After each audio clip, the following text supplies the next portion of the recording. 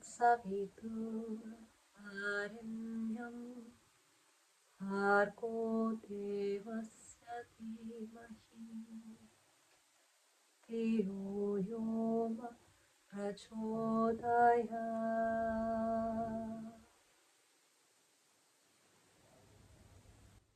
Namaste. I am Rebecca Grace, and today we are going to be looking into the Gayatri mantra. And this is one of the most popular mantras in current day, and it is very powerful. It is said to provide a purificatory, protective, and blessing aura in the field of that person who recites it. And it is a prayer for or an alignment with enlightenment. So Gayatri means the meter in which it is written. Gayatri is the name of a certain type of meter, a certain rhythm, and this particular mantra takes the form of Gayatri.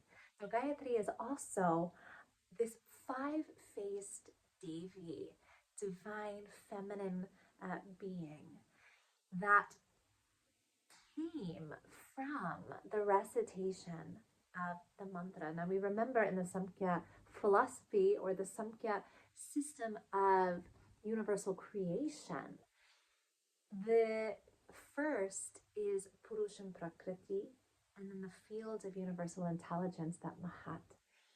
And from there, individualization into different forms, ending on that very material, elemental level. So first, there is the subtle sound before the form comes. And so this wasn't first a mantra to a Devi, it was a mantra sound, etheric,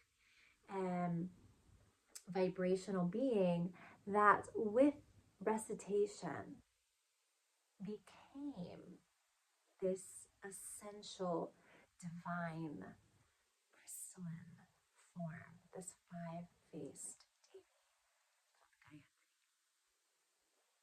So this is both a prayer for and really an alignment with enlightenment. Instead of saying kind of, oh, grant me enlightenment, which in its essence infers lack of enlightenment, right? It is, in fact, moving beyond the individualization that creates a sense of separateness, that creates that ignorance of I am, and therefore there is an external object to my subject. And instead, it merges into the field beyond the individualization and into that field where the enlightenment of the one reflected consciousness exists. So as we chant the Gayatri mantra and understand the bija sounds, the seed sounds within the mantra, we'll be able to focus our heart center really and cultivate the prayer, the intention, and the oriented action through the recitation of the sounds of that which is beyond the individual and exists in an enlightened state. Om Bhur Bhuva Swaha. Om, first, truly first, that first sound, that primordial sound of the universe. We remember that Patanjali in book 1 of the sutras goes into the sound of God, the sound of Ishvara, which is the meeting, that big bang between Purush, eternal consciousness, and Prakriti, eternal matter principle or nature principle. When the whole of creation begins, that Patanjali says is Ishvara, that God, creator, consciousness, the blank slate onto which all possibilities, all combinations of sattva, rajas, and tamas in their cosmic and in their individualized forms exist. That is Ishvara, and the sound of Ishvara is Om. So Om encompasses every creation made possible by the presence of consciousness. Om Bhur Bhuva Svaha. Now, these are the material and more subtle levels of creation. Bhuhu being the material realm, and Bhuva being the subtler sensorial realm, and Swaha being the causal realm. So there are many writings about how above kind of the earthly plane, there are these 6 levels of heaven, and beneath there are 14 levels of hell, 7 levels of hell and 7 watery realms. And so these Bhuva Swaha are the 3 that are in the elemental plane, in the little bit subtler plane, and Swaha is kind of the heavenly plane when we're thinking in terms of those layers of heaven. However, they're also representing of the gross, the sensorial, and the causal planes of existence. And then Tat Savitur. Tat means that. Savitur means sun, brilliant, shining one. And that's pointing to Purush, that's pointing to Brahma, the eternal consciousness that is beyond that Savitur, that sun that is beyond the gross, the subtle, and the causal realms, beyond earth and heaven, beyond even that. There is Tat Savitur, that brilliant sun. And the bells ring. I don't know if you can hear that. The bells are ringing now. Is that Savitur. Varenyam means venerable one or worthy of reverence. So before we even go into the meditation that this mantra takes us into, what do we do first? We recognize Om Bhur Bhuva Svaha Tat Savitur Varenyam. We are aligning ourselves in devotional states, in a posture of bhakti, of devotion, with that which is beyond all gross, subtle, causal, earthly, heavenly realms, that which is the ultimate. Savitur, the sun, that which gives life. Om Bhur Bhuva Svaha Tat Savitur Varenyam. Now that we have the devotional posture, Bhargo Devasya Dhimahi. Bhargo, brilliant, brilliance. Devasya, Deva, divine one. Right? So divine one who is brilliant. Dhimahi, Di, Buddhi, Dhimahi. He is mind.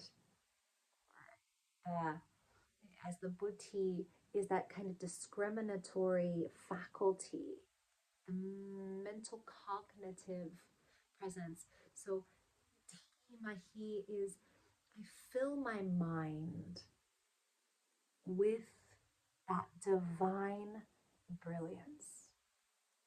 So this second part of the Gayatri is really taking us into a meditation. First, we align ourselves with that which is beyond, and we put ourselves into a reverential posture.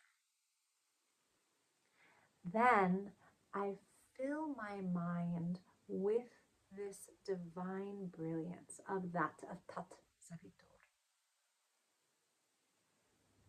Om Bhuva Swaha Tat Savitur Varenyam Bhargo Devasya Dhimahi Dhiyo Yona Prachodaya Dhiyo Yona Dihti. It is that intuitive capacity of the buddhi, of the mind. So once we remember that buddhi is kind of the individual representative of mahat, universal intelligence, undifferentiated, cosmic intelligence. Buddhi is that within each one of us. And so tyo is that intuitive individual intelligence, but beyond individual. Yo means who. So we're talking about Savitur, we're talking about the sun, that brilliant being. We're not talking about the sun, Surya, literally. We're talking about a metaphor for Purush, for eternal consciousness. Using the metaphor sun because everybody can relate to that life giver that is the most brilliant thing that exists that we have experienced, right? So who is we're talking about the sun, right? The divine consciousness, eternal consciousness. Yo na prachodaya. Prachodayat is enlightens. So who enlightens us, who enlightens our intuitive intelligence, ours, not mine, ours. So by going into this meditative state, filling my mind with the brilliance of the sun, we transcend ahamkara, that individualizing ego. It is now transcended. And we are now in a state of that buddhi, that one that is connected to cosmic intelligence, that is us, where the I no longer exists. There's just that sense of existence, of oneness in myriad potentiality and in form. So let's chant that 3 times together.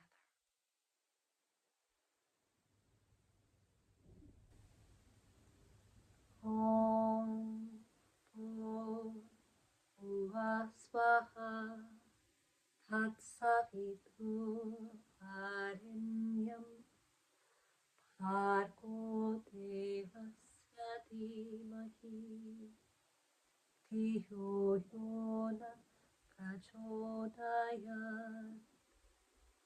Om Bhuva Swaha Tat Savitur Varenyam Bhargo Devasya Dhimahi Dhiyo Yona Prachodayat.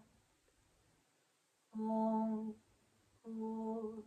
Bhuva Swaha Tat Savitur Varenyam Bhargo Devasya Dhimahi Dhiyo Yona Prachodayat. Om.